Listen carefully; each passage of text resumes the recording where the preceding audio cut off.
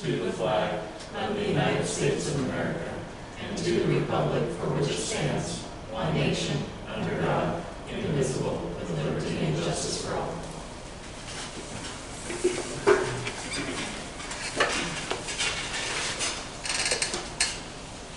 Okay, we need to adopt the agenda, and there's an addition to the agenda, which will be an action item, which is approving hiring Hayden Ross for a period of 1 or 3 years for district audit services. So that needs to be added to the agenda. I'll make a motion to adopt the agenda with the addition of the Hayden Ross. All second.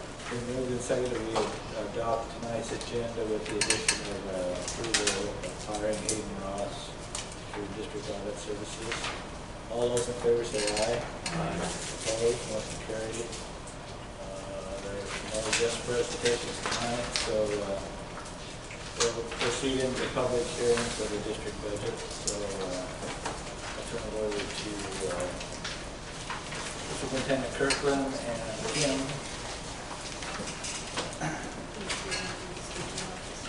Sure. Yep.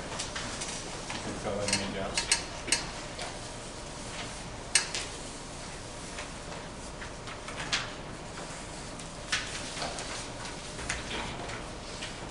Okay. I'm going to start with I'm just going to make a quick note. So on the very back of this, the second to last, there's a summary statement for all funds. That kind of gives a general overview of the year that includes the general M&A fund and also all other funds. You can see there that the general fund, the overall budget is just over $4 million. The all other funds is about $1.5 million for a combined total of $5.539 overall. Down below gives a breakdown, a general breakdown of where that money is budgeted, and then as we go through it, we'll get in a little bit deeper to those items.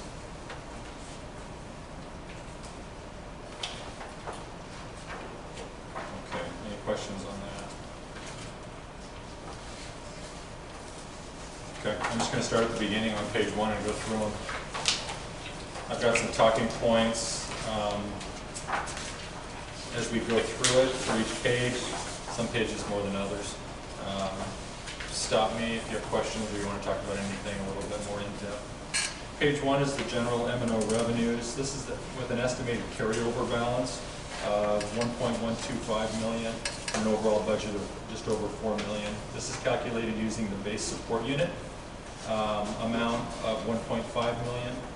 Kim and I are thinking that this base support unit is maybe somewhat on the conservative end. We didn't want to overestimate that. Also notice most of this is pretty similar to what we've had in the past, but do notice that there's no revenue budgeted under the Perkins vocational grant. Changes in that program caused our consortium to break apart, so that was the consortium with Genesee and Troy and Erie. I know Kendrick and Genesee are not going to seek that grant anymore. I'm not sure about Erie and Troy. Basically, the regulations on it and the narrow focus of those programs, we weren't going to qualify. And Tony also thought, based on the amount of money that we were getting from it, it wasn't worth it because it was a ton more work than what he does to raise that amount of money in time. And so we decided to not pursue that anymore. Genesee, same thing. Okay, page 2 is the expenditures for the general M&O.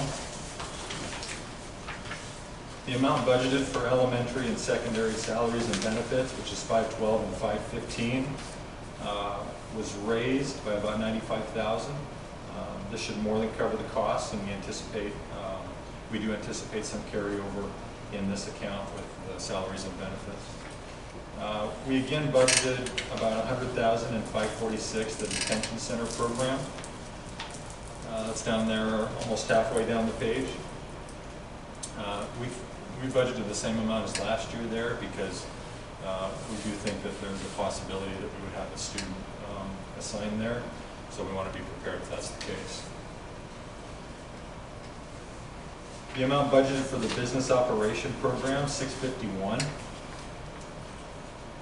was decreased by about $18,000 from last year. This is because we went essentially from 2 people in the district office down to 1.5 when we transitioned the district office over to the high school. The total expenditures budget increased by about $290,000 in this budget, but we don't anticipating necessarily needing that kind of increase. If, probably when we amend the budget, we're going to make some adjustments to that. We've increased the contingency reserve by about $37,000 to $182,142, which is our maximum that we can budget in the contingency reserve, the 5%. Okay. Moving on to page 4, the Federal Forest Reserve Fund.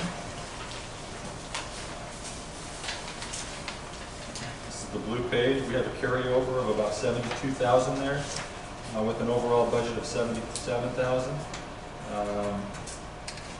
In meeting with Jen today, Kim and Jen met, we anticipate using a portion of that for the new bus this fall.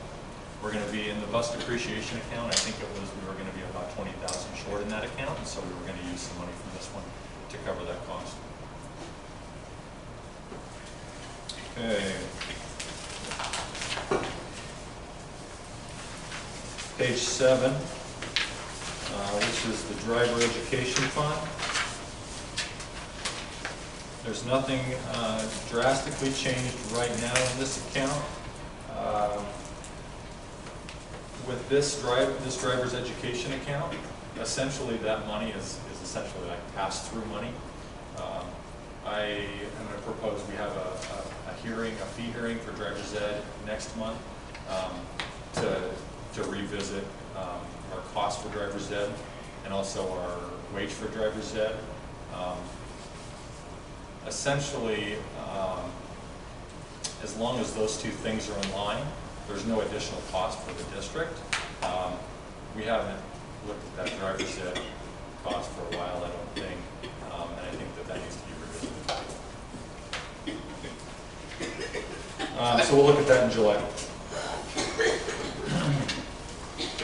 Essentially, the theme there, though, is that money, whatever we're paying out, that's just coming straight from the state and just passes through us. Okay.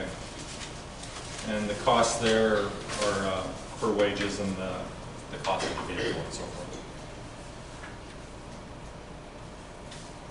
Okay, 243, page 10. This is the State Professional Technical Fund. This budget is unchanged. We use this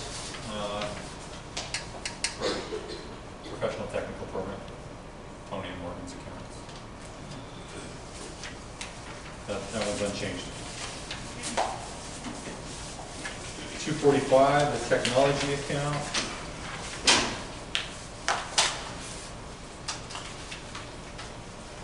We have an estimated fund balance for this one of just over $23,000, an overall budget with revenue of $96,000. This is a special distribution from the state based on essentially a flat rate that we get, plus an amount per student. That budget is largely unchanged.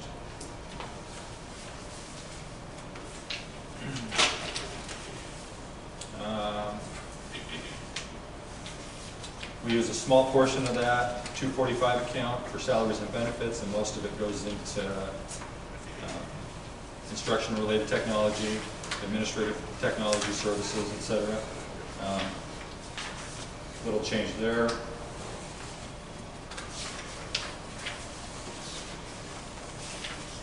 Okay, Fund 246, which starts on page 16.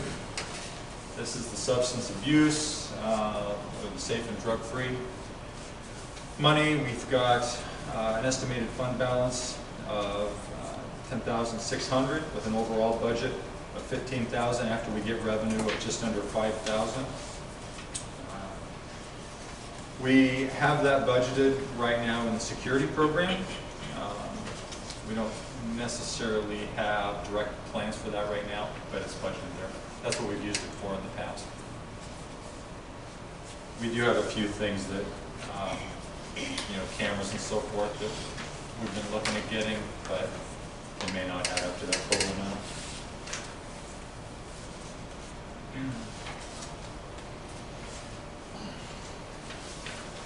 Okay, 251, which is on page 19. That's Title 1A. We've got a budget here. This is the federal program, federal title program. We have an overall budget there of $35,797. And looking at expenditures for that Title 1A program, that's used for salary and benefits for Title 1.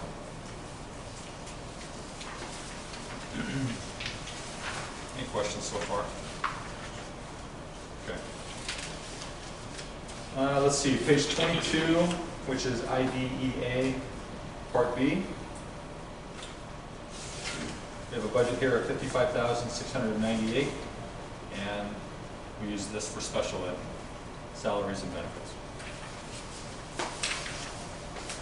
That's another federal account.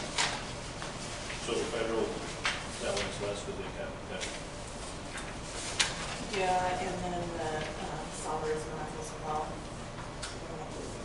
They're giving them twice as much. Yeah, they're not giving us twice as much money this year as they did last year. There was enough carry over last year.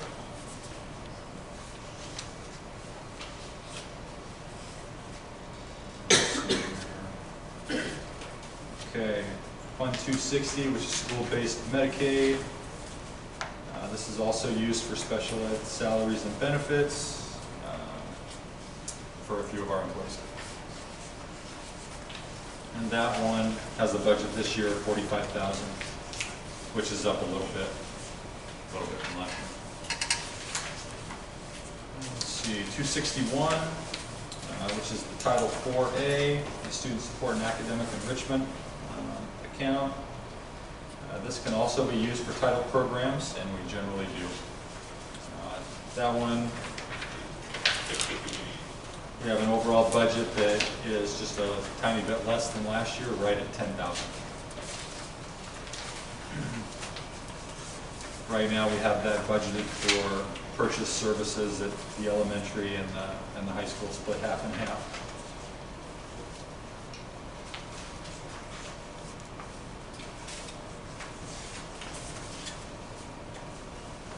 Okay, Fund 262, which is the REAP account. We did not have any carryover in that account. We are budgeting for revenue of about $18,554. This is somewhat flexible. In the past, we've used this for, gosh, I want to say we've used it for some professional development, like the peak training we did last summer. But there is some flexibility with that one. Right now, we have that budgeted for salaries and benefits with special education. Is there anything to add there, Kim, with the REAP account?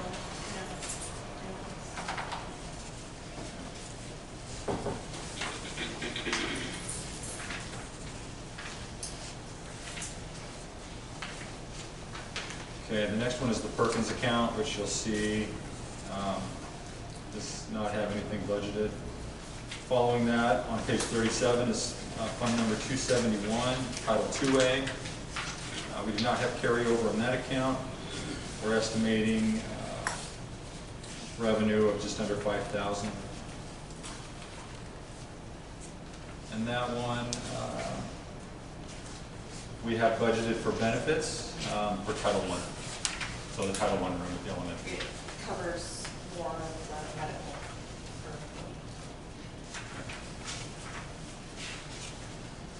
Let's see, 273 on page 40. This is the 21st Century Grant. So the budget for the 21st Century program will go down to $106,766 this year from $126,611 last year. It has been requested that the district begin transitioning financial support of full-time kindergarten. We talked about that probably about a year ago, maybe.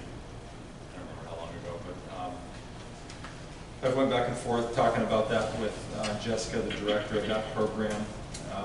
We do have in July, there's going to be an action item to help that transition get started, where I'm going to propose that we take over more of the benefits for kindergarten.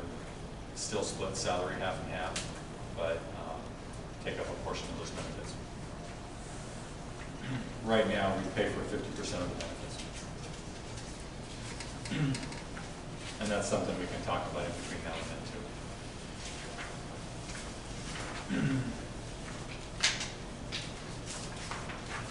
too. Okay, Fund 290, which is on page 43. This is child nutrition. There's no substantial changes on this one. Kim and Jen talked about child nutrition today, and actually as of right now, we're in the black, but we don't anticipate ending in the black. Is that true? That's true.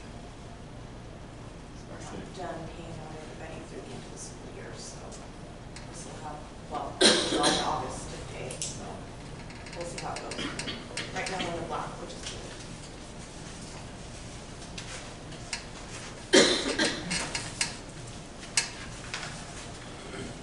So that child nutrition account is budgeted for a combination of salaries, benefits, and supplies and materials, and just a little bit of purchase services. 310, which starts on page 46. This is the bond redemption and interest account. No changes on this one. That one looks just like it did last year. Plant facilities, which is Fund 420, starts on page 49. Same thing, no changes to that one. Again, we'll budget on revenue of $50,000. We do have a carryover there, and been working hard on some of the projects. The following one, 424, the bus depreciation account. We estimate a budget of $50,000. That is actually correct. It is. And then when we put in the 1920, we'll be up, and then this will be An short additional 20,000. about 20,000. Yeah. Okay. So we have 50,000 in there right now. We'll get another 20,000 for 1920, and then we'll use that the forest reserve money to finish out paying for that bus this fall.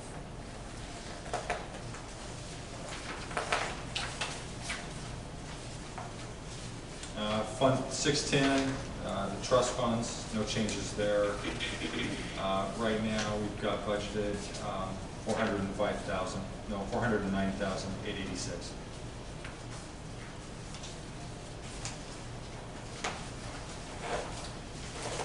Okay, so that's all of the funds.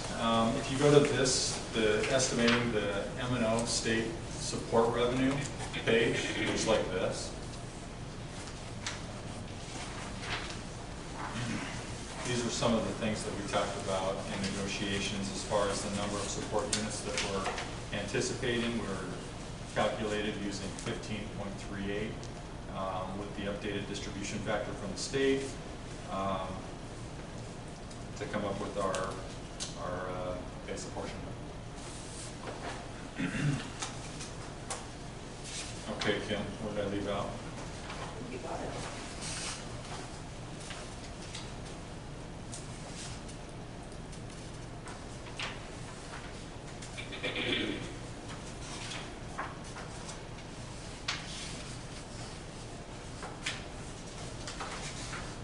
Any questions?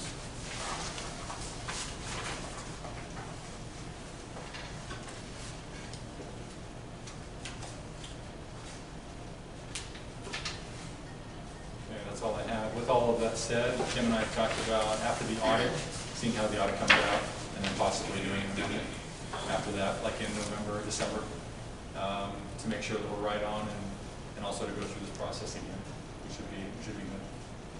It's our first time.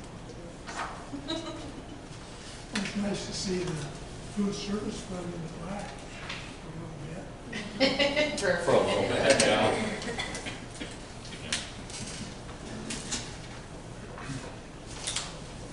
Any other questions about the budget and public hearing? Okay, we'll close the public hearing then and move on into the action items to approve the consent agenda. Minutes from the May regular meeting and the special meeting, payment of the bills, certified and classified personnel action, and adopt the policies that are listed there. So I think we've read first three last one, and then there are some surplus items. So why don't we take a few minutes to review the bills?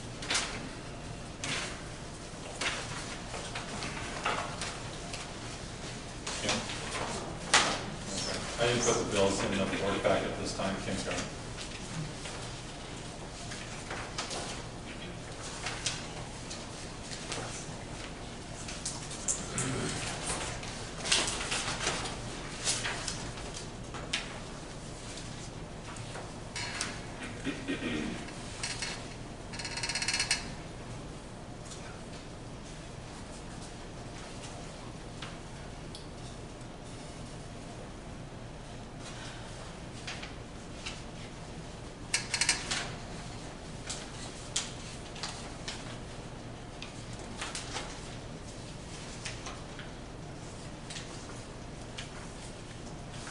Talk about these right here.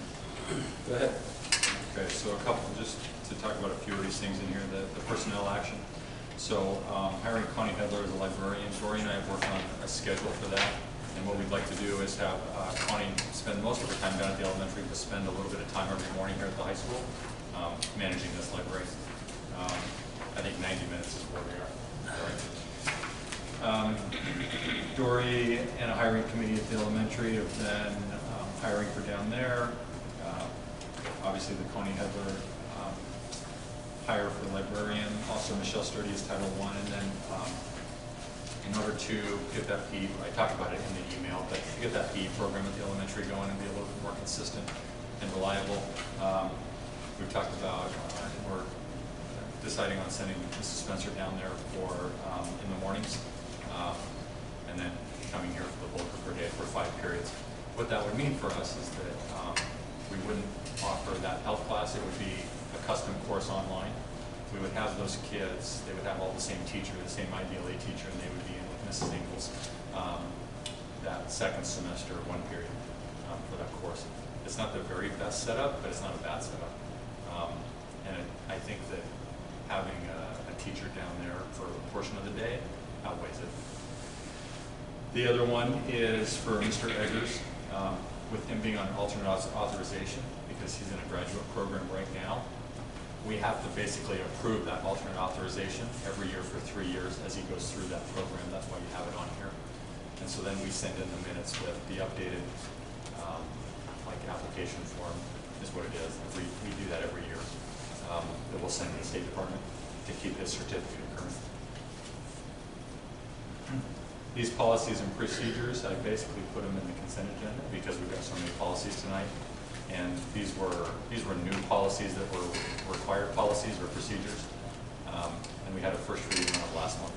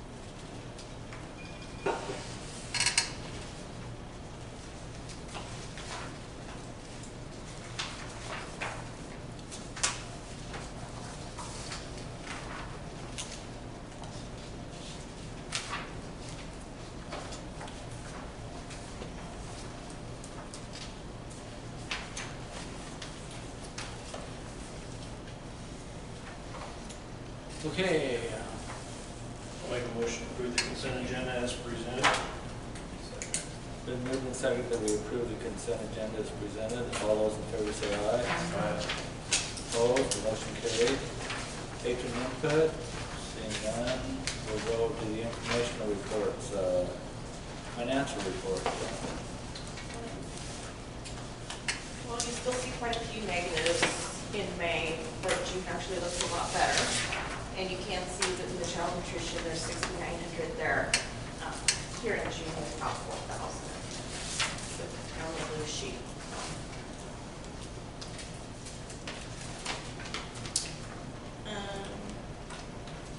How much else to report there? That money's been requested.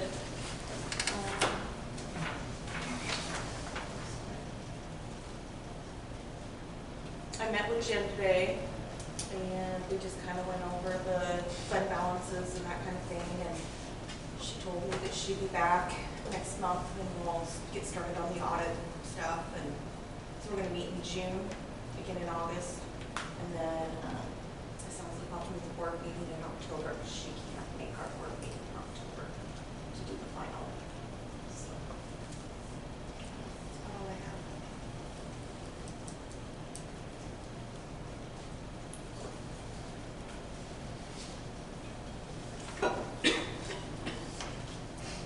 Okay. Technology director's report.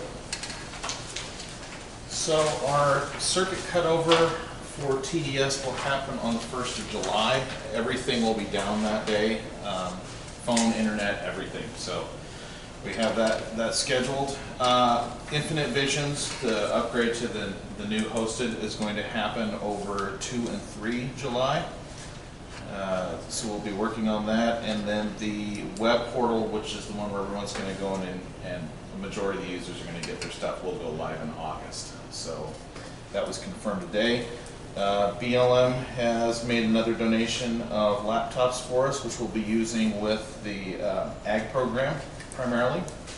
I have the USDA one coming up probably any day now. They're going to tell us we're going to have to go pick that stuff up.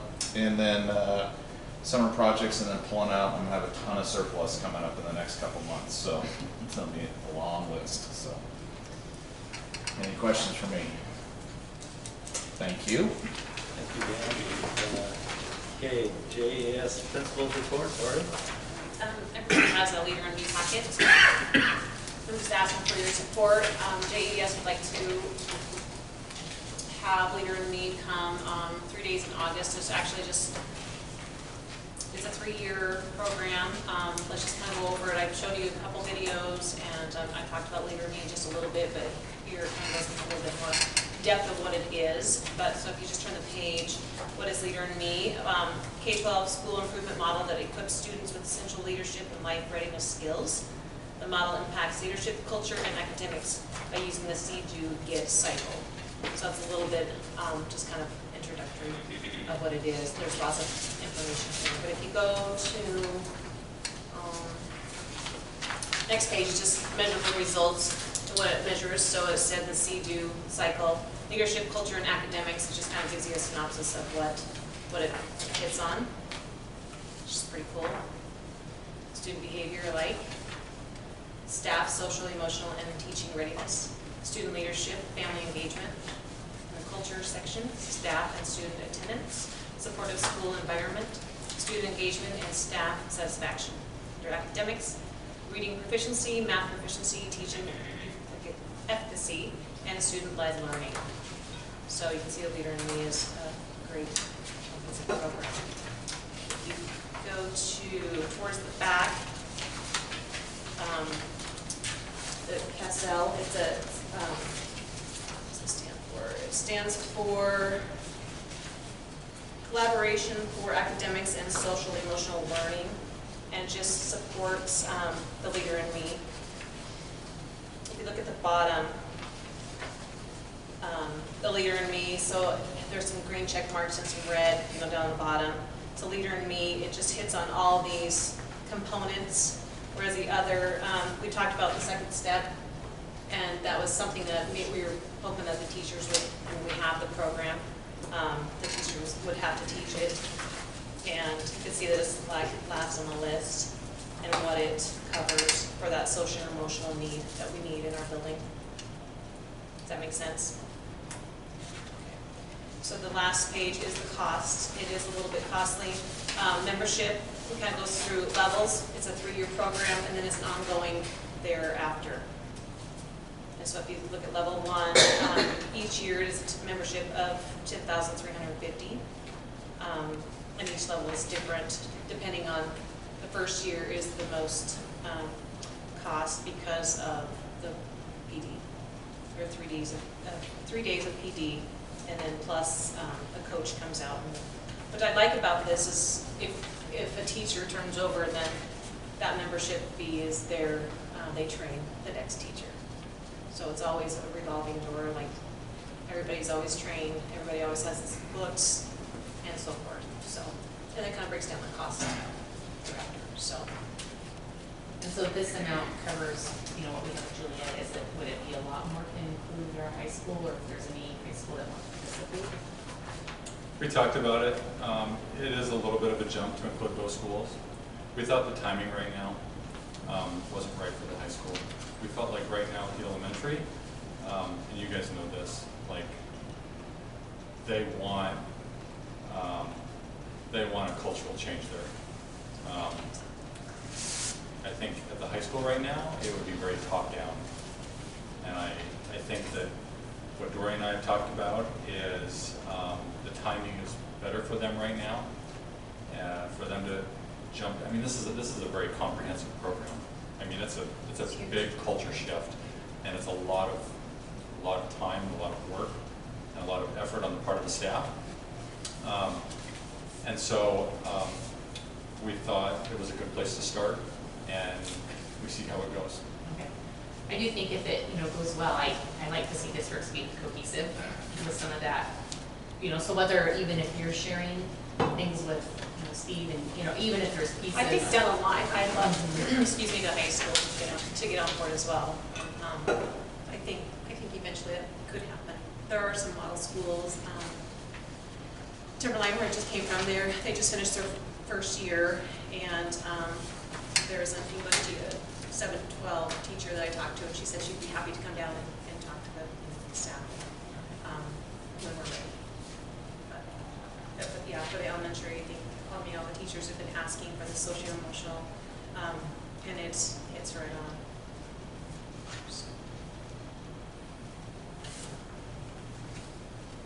So how many hours are the teachers going to devote to this? I mean, It's each day there's 20 minutes they have to teach a lesson. so basically, this is the curriculum? There will be a curriculum, yeah. We have curriculum from the leader and me. Yep, already actually the first step. Okay. So basically, it's a curriculum and a way to teach. Yes. So we talked about the 7 habits. Yeah. I think we'll know more once they come, but the 7 habits of highly effective people, they go through those 7 habits, and they really dive deep. With the teachers, not with the students. Right. So yeah, we have a 3 PD days in August, and it's really kind of focusing on the first 2 is us, and then kind of diving deep into us and how to teach on the 3rd day, and then how to launch it in your classroom. And then after that, the teachers have curriculum to teach lessons every day. And we also have a coach that would come out in November to follow through. So some of this money can be paid out of continuing ed. Yeah, we have to. We talked about, we could use that Title IV money for that as well. We get 10,000 Title IV every year. So we could use that. We get a good chunk each year for professional development, though. Yeah, that too. And are you locked in for all 3 years? If you go through the year and say, this isn't for us, can you get out of it? Oh, I think so, yeah. I mean, I'm not anticipating that, but I think there's, yeah.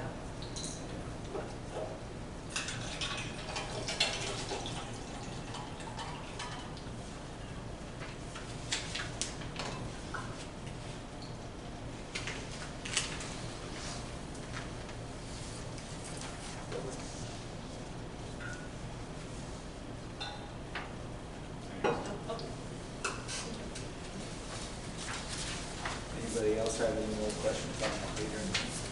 You will go through for this. We're not doing anything tonight. No. Yeah. We'll bring it up again next month. Sit on it for a month. Okay, superintendent's report. Okay, it's in there this time.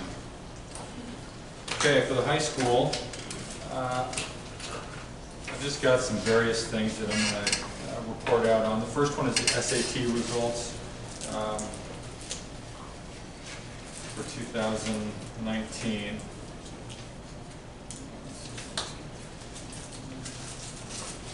Want to pass it, please?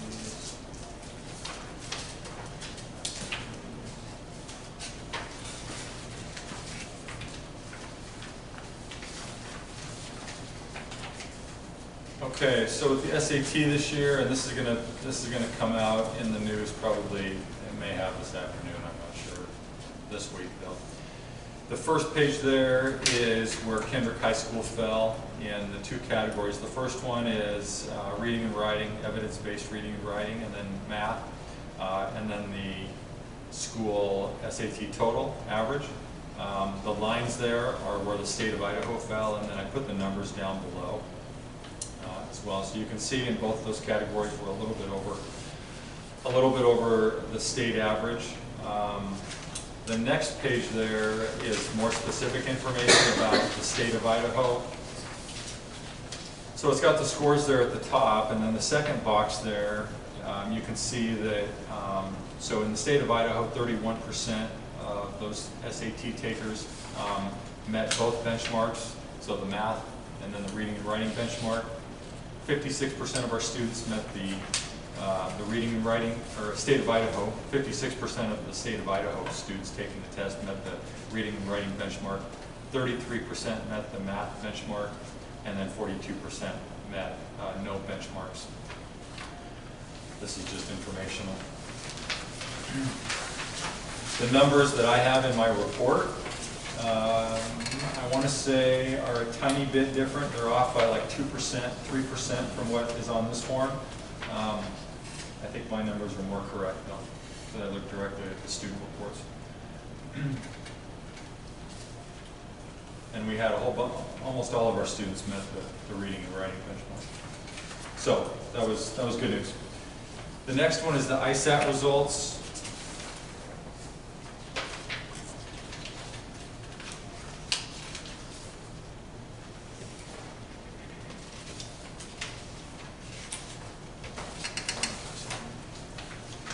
And with both of these, with the SAT and with the ISAT, you know, we're just continuing to work at these. We're continuing, especially like at both the high school and the elementary, with addressing like math instruction.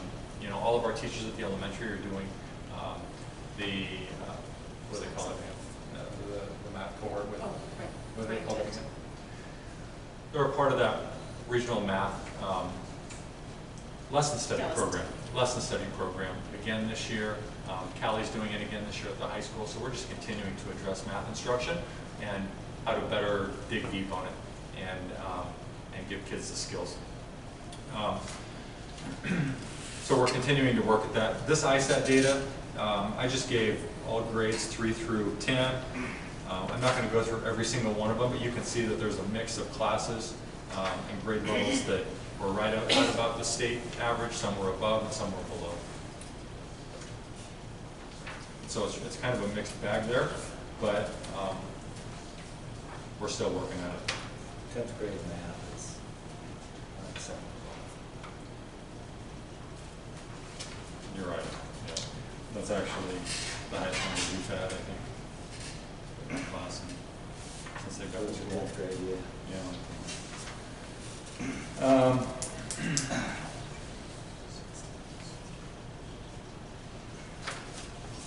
Activity participation numbers. This is one of the things that we include in our continuous improvement plan. One of our goals of having our students participate in some sort of activity. Our goal is 90%. This last year we had about 80%, so we still have work to do in that one. That's one of the things that we talked to the incoming 7th graders this year at the orientation, the 6th grade orientation. That was part of our orientation, finding an activity. We really stress that. We want kids, as soon as they get here, to feel like they belong, and being a part of some activity, whatever it is, helps that. The IHSA cycle numbers.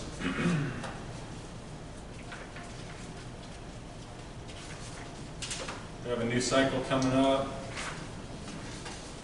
This is just informational.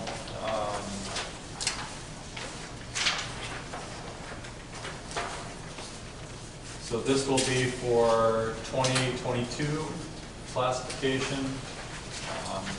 The numbers that they got from us this year in determining that is 54 at the high school level. It was 54 at both readings, the November reading and also the March reading. So 54 was our average. So that just means that we're firmly in the same division that we've been in. We do anticipate our high school numbers going up, but they won't change for this cycle. Was there anybody in our division that is now out of it? No. Logos was the school that was close, but they are still in it for this coming cycle, unless they were to petition to go up. I haven't heard one way or the other. They were at 97.5, so they are the closest one. After that, looks like Deary would be the next closest at 72.5. So most of them are pretty firmly in that same division.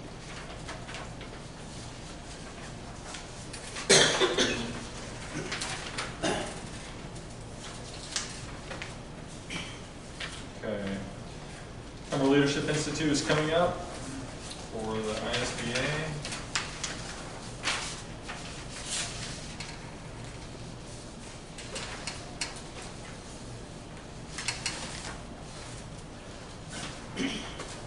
You guys may have gotten emails on this, but if anybody's interested in attending, you can either let us know tonight or let Amy know after tonight as well.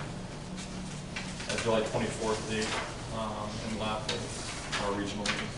I think Steve and I went to this last year, right? Yeah, about 9 o'clock in the morning this year, isn't it? I'm not sure the time. Summer maintenance update. Here at the high school, carpet's been installed in the music room and here in the library. The trailer's been removed. Asbestos abatement was completed. Custodial cleaning and painting, and everything is on schedule right now. The district storeroom still needs to be built. Amy and Kim and I have been going through a lot of stuff out there from the district trailer and from the old district office. We've spent a lot of time on that. So we've cut it probably in half, I would say. Wouldn't you say, Eric? Yeah, we've gone through a lot of it. At Julietta, the old doors have been taken out. This is probably updated from when I did this. New frames should arrive later on, if not already. The new doors are scheduled for mid-July to arrive. Flooring in the offices. Is the office done? Done. Teacher's lounge, copier room, and cafeteria should be done in the next couple weeks.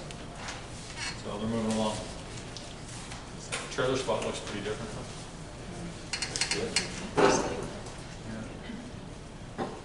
Thanks, Eric. That's all I have. Questions?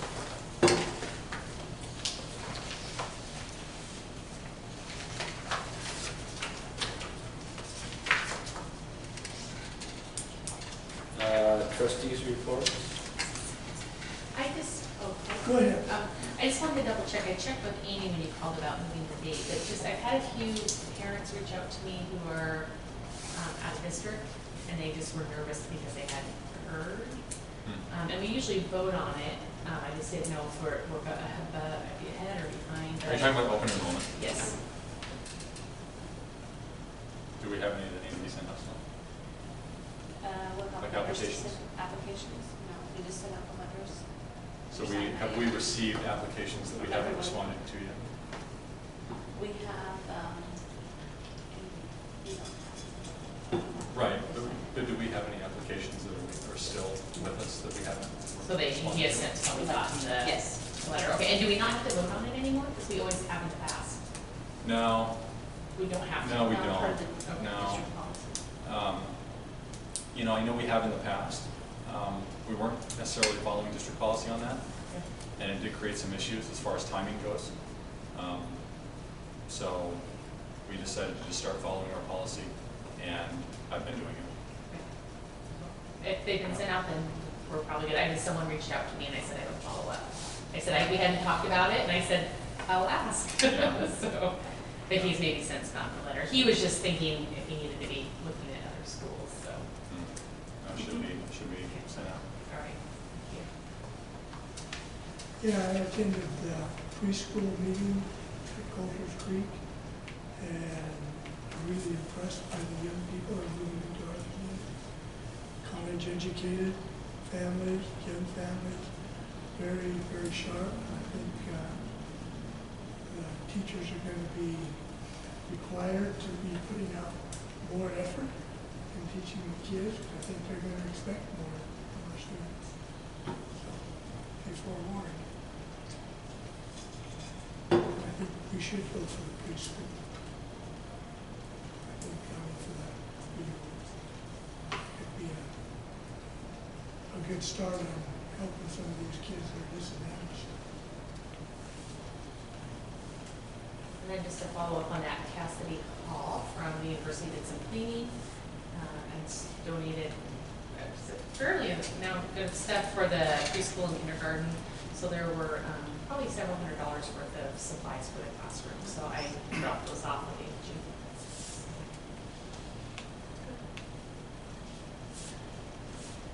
There was a blurb in the paper, Eric, about a grant that you won.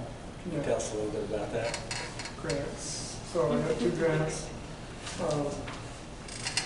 One is just for 3D scanner, another one's for 3D scanner, and a bunch of other stuff with these and electronics equipment. So when we get the money, we'll have to email it to people that gave us the money. So we got another grant, so we have to maybe move some stuff around. So hopefully I want to get some stuff for the elementary.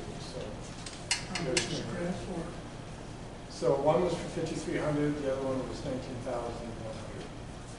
Great. Good job. Thank you, Eric. That they got for sewing machine. I need the other half. All right, any other reports? Okay, I guess the next item is to go into executive session. We need a motion on that roll call vote. Make a motion to run executive session. Second. Been moved and seconded that we go into executive session. This is a roll call. Will, would you call a roll?